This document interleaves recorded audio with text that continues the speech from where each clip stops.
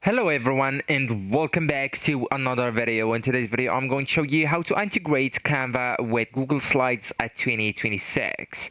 So there is no live two-way sync between the Canva and Google Slides, but you can move designs between them cleanly in three reliable ways depending on how you work.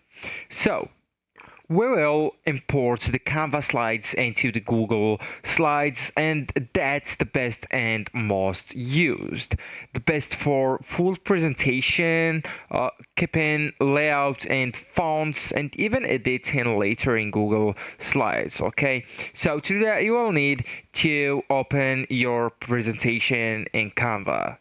So for example, we will go with that one, and then you will need to go and click on the share button that's located on the top right corner. And after that, you will need to go and click on these three dots or seal option and scroll a little bit and choose a Microsoft PowerPoint. Then just save download settings and go with download.